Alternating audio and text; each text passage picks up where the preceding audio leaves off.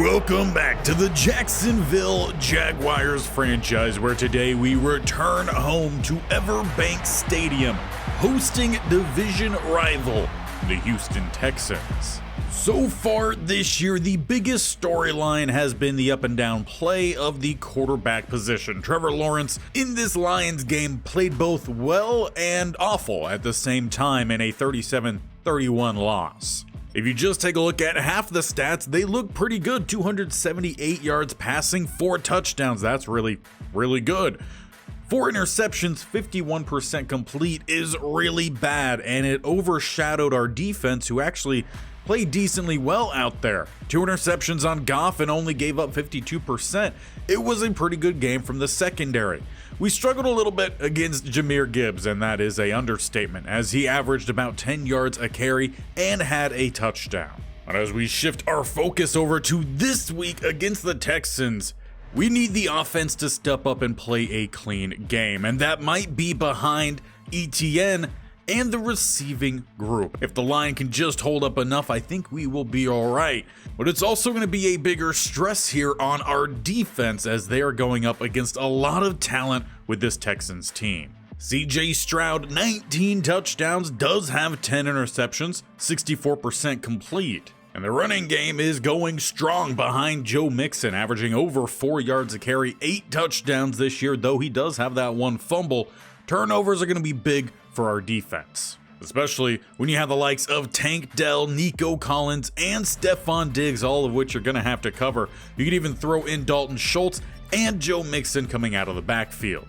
But the top 3 all receiving very similar amount of targets as well as yards, though Nico Collins, receiving the least amount of those receptions, has had more than double the amount of touchdowns than Tank Dell. Stephon Diggs, he's picking up yards to get him towards the red zone, but he's not their main target down there. And then defensively, Fatukasi is destroying interior offensive lines this year. 12 TFLs, 3.5 sacks. He leads the Texans in both of those categories.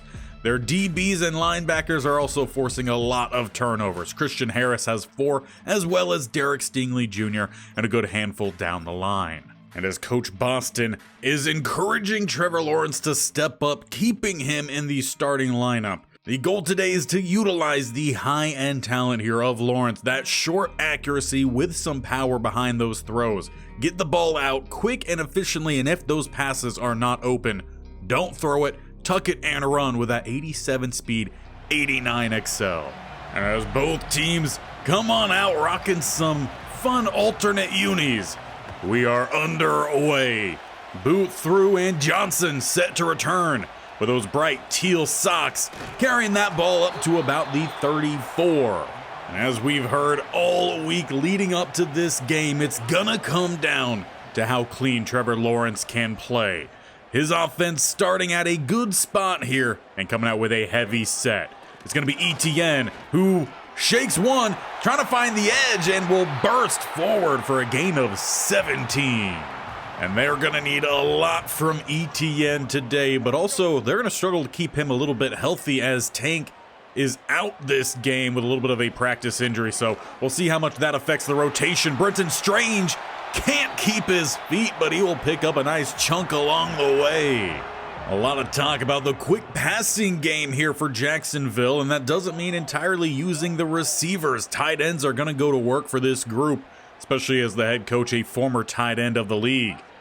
Looking to find a pass here, not quite opening up. Now Lawrence, he's going to look to run. He's got an angle closing down as he finds his way down to the 2-yard line.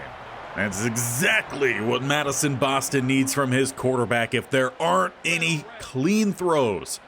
Find a way to do it with your legs. He makes it goal to go. Looking to pass the ball. Diving catch is Davis. Jaguars take an early lead here on their division rival.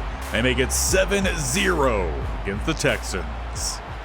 So as Stroud and his very highly talented offense hits the field for the first time today, they will be playing from behind. Starting at the 28, they go to Mixon, and he will only be able to pick up 2. Continuing with a heavy set here, I form, and back down the field, Mixon eventually found by Lloyd. A little help from the secondary as well.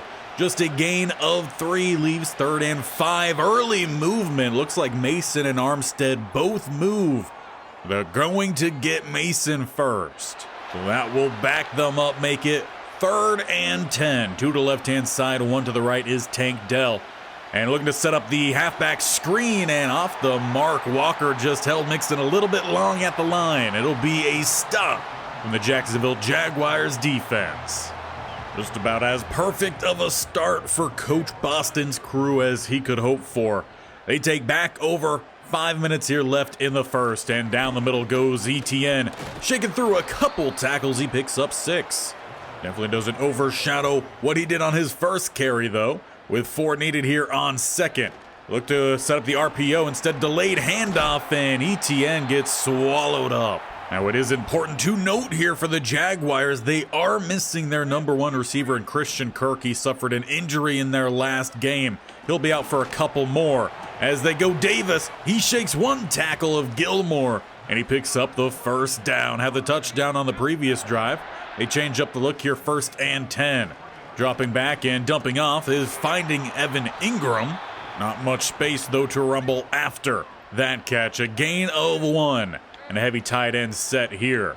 Though they are going to motion DeGuara over to that right-hand side, kind of to that fullback spot. As they go with the weak side stretch and blown up. Will Anderson Jr. with a devastating hit on Etienne. Makes it 3rd and 12. A tight look here. Under center is Lawrence. And he throws. Trying to find Davis. He got hit at the point of the throw. It hits the turf, and it will be a punt. Well, that hot start cannot sustain itself for the Jaguars. We'll be back over to the Texans. Mixon saw a couple targets in that first drive. They start with him here in the second, and Oluokun finally meets him. Goes as a gain of 4 for the Texans as they continue a similar offense, honestly, to what we're seeing from the Jags. Not much down the field. A lot running the ball, but corralled here, hit by about 6 different Jaguar defenders. And at most, we're probably looking at about a gain of 1, if that. They're going to leave it a 3rd and 6. As Stroud looking to throw across the middle and knocked away Oluokun. That will be the end of that drive, and another punt from the Texans. As we still sit here in the first quarter, 1:01 left, starting at the 30 are the Jaguars. Etienne down the middle, spinning off of 1 and picking up that first down. Jaguars utilized one of their offensive linemen in a trade to bring in some help for that defense. Definitely working out, as the replacement has been pretty good for the Jags, and off the mark is Lawrence. And despite having good ratings for those short throws, he's missed on quite a few of those. 2nd and 10. As they go back to Etienne, he looks for the cutback lane, gaining 3. And an injury here to Morse, the most veteran of that offensive line, starting at center. Hopefully for that group, it's nothing big, but Fortner will step in the meantime with a 3rd and 7. Trips go to left-hand side. Lawrence throws across the middle and dropped by Gabe Davis, close to the first down marker. Instead, it will be a quick punt for the Jags. Or at least it should have been.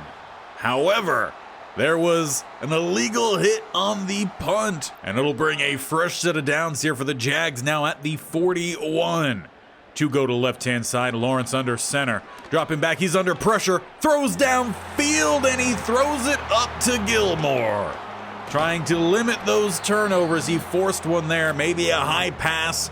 Gabe Davis can make a play. That one comes up well short, and the Texans get the ball right back. So honestly, it's as if the penalty on the punt never even happened. Tank Dell across the middle, spinning off of the tackle attempts. He picks up the first down and takes us to the end of the first quarter. Jaguars are up 7-0. They had a really good opening drive. After that, no one has been able to move the ball all too much. We all know these games, they could swing in an instant. As it's 1st and 10 here for the Texans at the 37. They go with the counter. Mixon gets a nice juke until he's brought down with a gain of 8. So far today for the Texans, the offense has entirely revolved around Mixon. Just a few passes for Stroud as he throws here. It is caught, however. A flag down in the backfield. This one might be coming back, and indeed it will be. They call it on Jaret Patterson. Make it 2nd and 12 rather than the 1st and 10. I form, and down the middle goes Mixon, and he takes a good hit from Oluokun. In fact, Mixon is a little bit slow to get up, shakes his head off, and heads on out for the next snap. A 3rd and 9. And under pressure, ball hits the turf. Hines Allen hits that QB. And so far this game shaping up very similar to a college game that happened not too long ago. If you know the other series we got going with the Stanford Cardinal, well then this game might look very familiar. Etienne, he's down the middle, gain of 1. Offense is running pretty similar here as well. 2nd and 9, sitting back in shotgun. And under pressure, he couldn't find Davis, who was open. Perhaps a slight adjustment to the game plan will be needed here for the Jaguars, as it has calmed down for sure. Under pressure, trying to get to the outside and throwing into the turf. It's another stop from the defense here. Anderson Jr. with that pressure. During one of our breaks here today, might need to find what the record is for most amount of punts in a game, because this one, it's starting to look like we might rival it. With a 1st and 10. And going to the outside, Mixon, nice set of blocks. Johnson slows him down, forcing him to cut back in. But he gets his Texans down to the 31. That was without his lead blocker actually finding a single block. 1st and 10. Inside 5.5 minutes left here in the first half. And going with a dump off, Diggs couldn't find it. Pass just a little bit too far out in front. 2nd and 10. As 3 tight ends come in, and Mixon blown up. That is Lloyd. The tandem at backer there for the Jags. Really good. Oluokun and Lloyd, though how long that group will be able to stick together, probably not all too long. Lloyd towards the latter end of his career. 3rd and 13. They look to set up the screen out to Mixon, and he's getting tracked down by Lloyd. 4th and 10 at the 31. They can bring out the field goal unit. This to at least get the Texans on the board. It's Fairbairn, and he's sending it right down the middle. Make it 7-3. Now we finally have the streak of punts broken. 1st and 10 here, Jaguars. They start with a shotgun look, and Lawrence, he steps up. He's got grass. He's at the 40, 50, angling for the other 40, out at the 39. A big rush there for Trevor Lawrence, has 62 rushing on the day. I don't think it would be a shock to say he has more yards rushing than passing. But with an empty set here, we'll see what Lawrence decides to go with. To the outside and finding Thomas, but he doesn't get that 2nd foot in bounds. There's definitely no argument for the other foot landing twice in bounds. That one just purely out. Heavy tight end set here as I go Etienne. Looking for that cut lane. He finds it. However, he also finds probably a hold for one of his linemen that opened that gap. They call it on Josiah DeGuara. So 2nd and 19. Davis in motion. They go jet sweep. Get a block there from Thomas. And then he's going to open up a big lane, and honestly picked up about the same amount that they had on the run. I'll leave the Jags still needing 4, though, on 3rd as we hit the 3-minute mark here of the 2nd quarter. Dropping back from center, and again stepping up. Lawrence, he's going to scramble, sliding down at the 17. Jaguars now inside the red zone with a heavy tight end set here. Off coverage on the outside, they go to Etienne. Down the middle, he picks up 3. We'll see if they can get the snap off before the 2-minute warning here. And indeed they do. Etienne down the middle until he meets the linebacker, leaving 3rd and 6 following the break. Both teams will have a chance to catch their breath, as it's a spread look here. 3 to the left-hand side, 1 to the right for the Jags. Across the middle and caught. Evan Ingram, 1st down Jags. He's coming off a pretty good game last week. 2 touchdowns. See if they utilize him down here as they look to set up the slants instead to the outside, and fighting to get some forward progress. Etienne picks up 2, or does eventually meet him. Down now at the 4. And keeping it, Lawrence, he's going to lose 4, or just about. They're marking him down at the 7.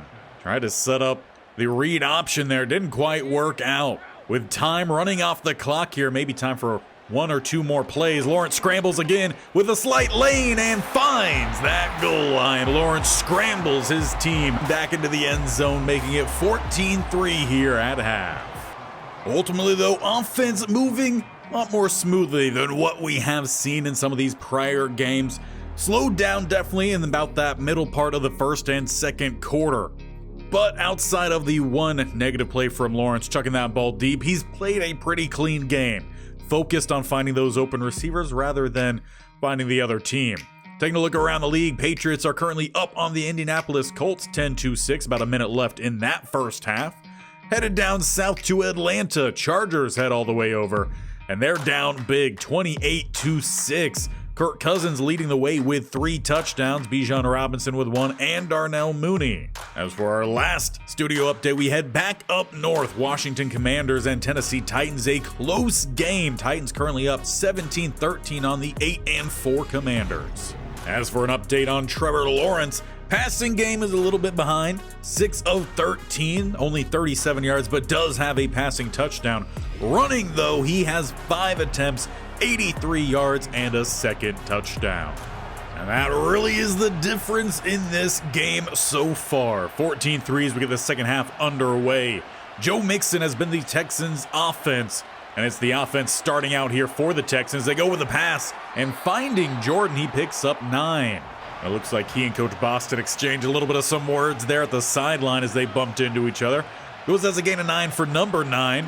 And then down the middle, Mixon spins off, and they give him forward progress. It's not much extra, but it's enough to get that first down here for the Texans. At the 38, a tight shotgun look. And RPO to the outside, slipping off the tackle of Johnson and picking up another first down. Second catch on the drive there for Jordan. At time, Johnson slipped on the tackle. He's missed a couple in this one. One of those young guys getting the start at safety. And they go back to Jordan, and he's got another first down, this time back-to-back. Jordan actually in due to Schultz having a little injury that he picked up earlier in this one. He's out for the remainder of the game. A blitz brought, and throwing under pressure, he finds Jordan. Well, the Texans clearly making some adjustments at halftime, getting their tight end now well involved. 2nd and 8, they go to Mixon, trying to get it to the outside, and does actually slip by 26. Ends up picking up an extra couple. It was Johnson yet again with the missed tackle and early movement. Both sides about look to move at the same time, but they are going to get the O-line yet again.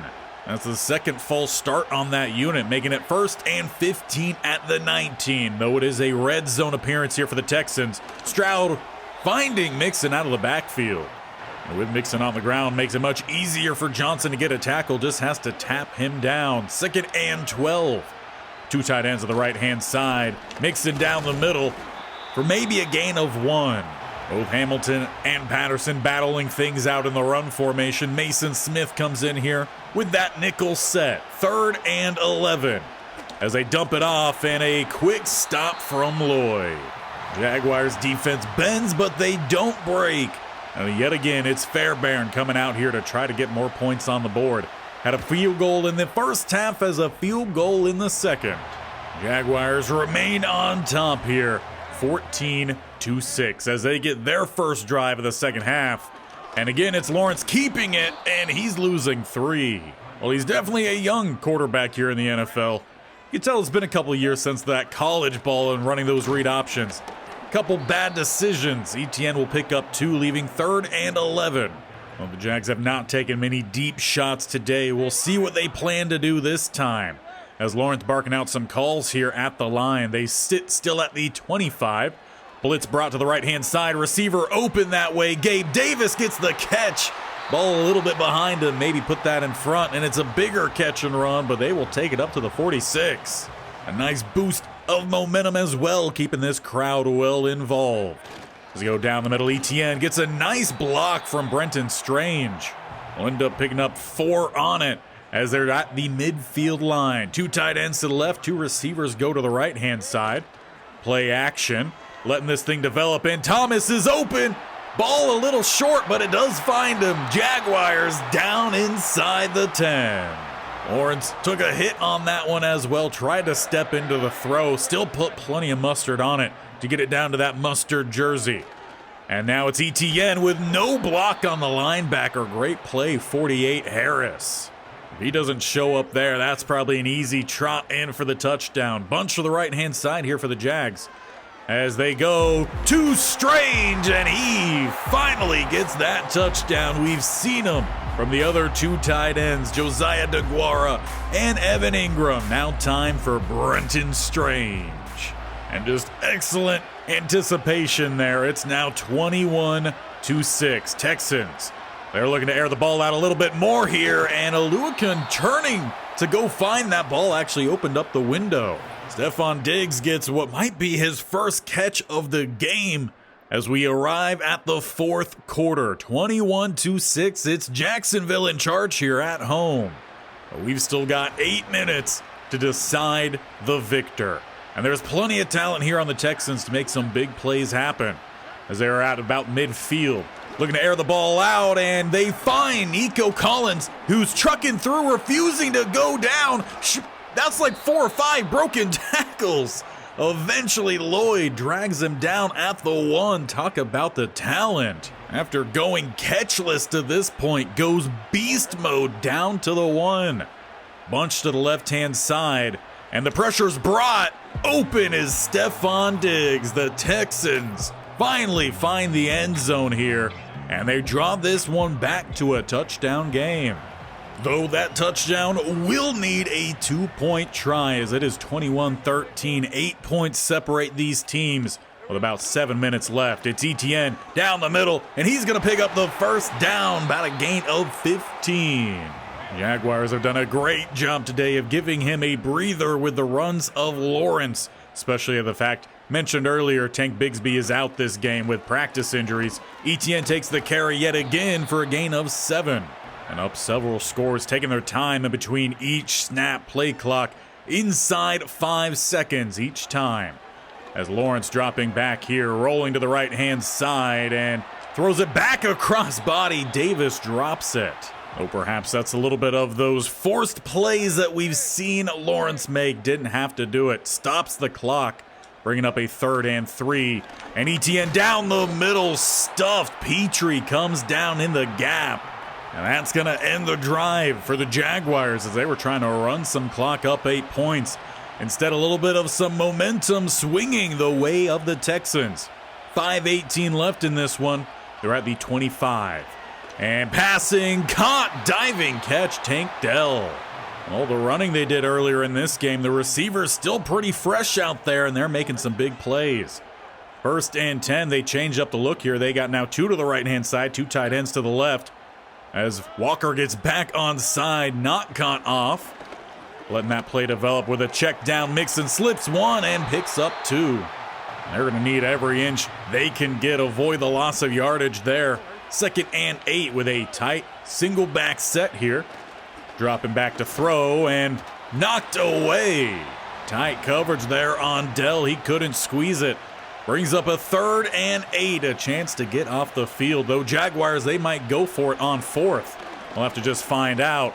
As Stroud scrambles, he says, "You don't need to find out. We'll get a first down here." First time he's rumbled today. Comes at a big time. Inside 4 minutes. And Oluokun brought on the blitz. Throw to the outside. Stefon gets the catch. Slips 1 and down the sideline. They're at the 28. Stroud has done a terrific job today of reading the blitz. Getting that ball out as quickly as possible. Across the middle, Tank Dell with the catch. Campbell with a quick stop. Once again, we've seen pretty good play from this young secondary of the Jaguars, but they've got to finish this game strong.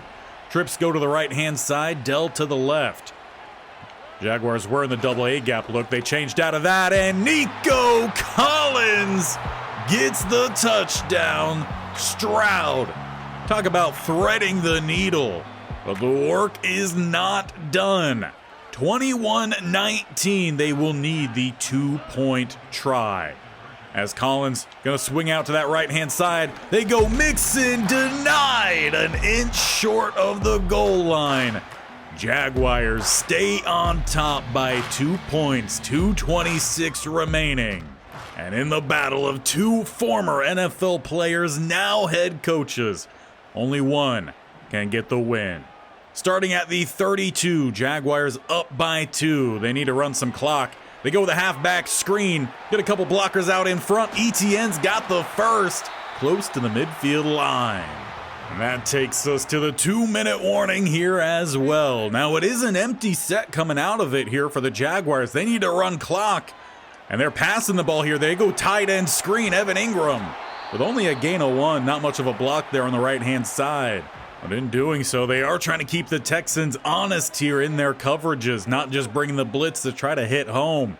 2nd and 9, it's a heavy set. ETN down the middle. ETN with another first down. And with only one timeout remaining, Houston Texans with their back against the wall. 152, they go with a stretch. ETN takes it to the outside, try to hit that slip back lane. Final timeout called with 1:47. Jaguars can't quite or just kneel this one out. They will need one more first down to do so. As they go with the end around, Thomas seals this game. First time that play call has worked out in I don't know how many years. The Jaguars, they pick up a big win and a big divisional win as well, as the Texans were just behind them in the divisional standings.